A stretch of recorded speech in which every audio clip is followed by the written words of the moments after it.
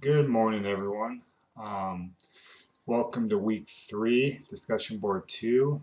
The article I chose to grab most of the material from for this discussion was Alexander Rosenthal, I believe it's Pupil's article titled Reflections on Ancient and Modern Freedom. And to be honest, this was the toughest discussion post I've ever done in my career.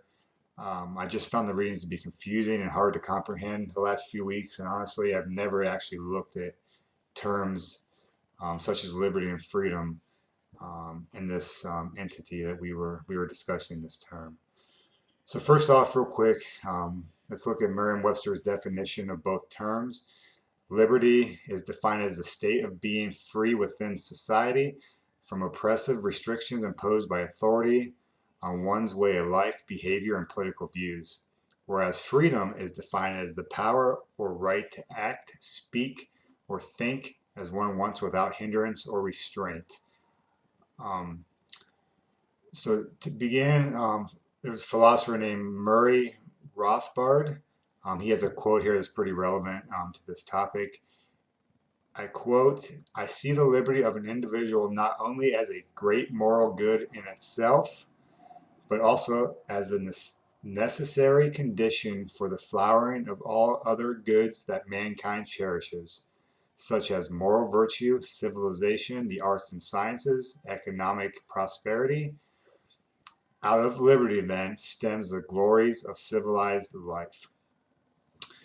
And going way back in Greek and Roman societies, the struggles for liberty was to keep in bounds the armed defenders of peace, governors, and their constables.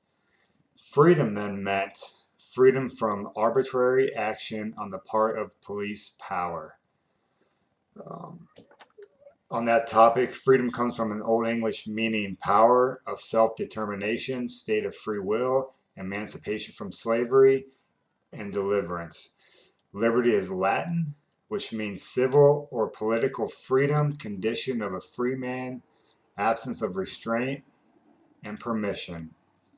Um, and to piggyback into more recent terms off of Rosenthal Pupil's article, there's a professor named Butler Schaefer.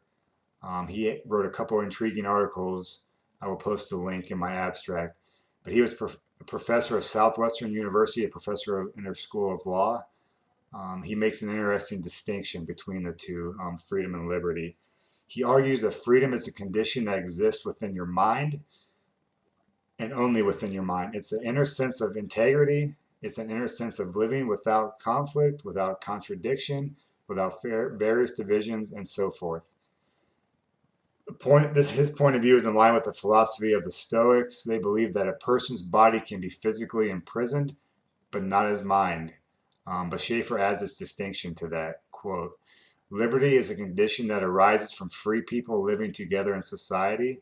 Liberty is a social condition, whereas freedom is the inner, philosophical, and psychological condition. Um,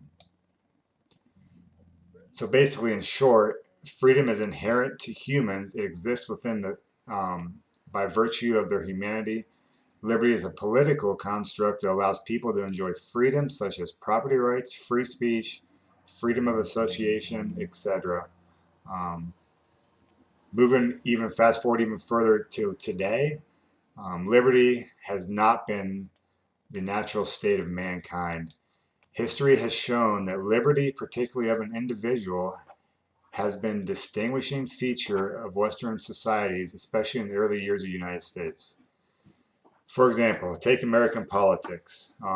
The structural problem with American politics since the advent of the progressive era in the early 20th century has been the emphasis on positive rights or liberties, positive liberties, at the expense of the negative ones. So, what's the difference between the negative and positive rights? Real quick, another recent philosopher and professor, um, Aaron Scoble, he was a professor of philosophy at Bridgewater State University. He's also the author of the book where I pulled this from, titled Deleting the State, An Argument About Government and Liberties. He provides a good summary between the two. He states, fundamentally, positive rights require others to provide you with either a good or service. A negative right, on the other hand, only requires others to abstain from interfering with your actions. If we are free and equal by nature, and if we believe in negative rights, any positive right would have to be grounded in consensual arrangements. For example, private property, free speech, and freedom of association are negative rights. In other words, these are rights that prevent others, above all, the state, from transgressing on your personal or on your property, private property. But along with these rights, one must realize comes responsibility. In other words, you must bear the consequences of your actions as you exercise them. Basically, this is why you can't yell fire in a theater because it causes a panic without bearing the consequences of panic you caused.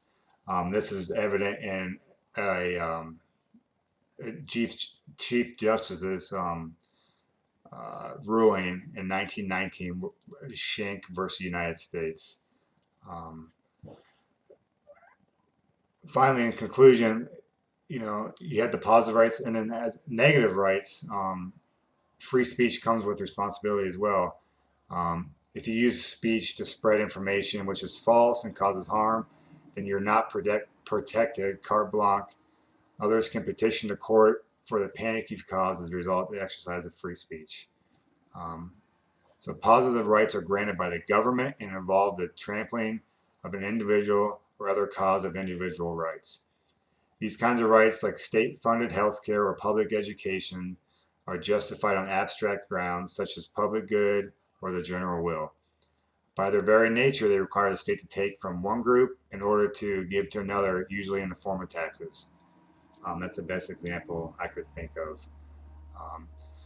Appeals to the general originate from the 18th century philosopher Rousseau, who emphasized that a strong government makes individuals free and that individuals submit to their state for the sake of a greater good.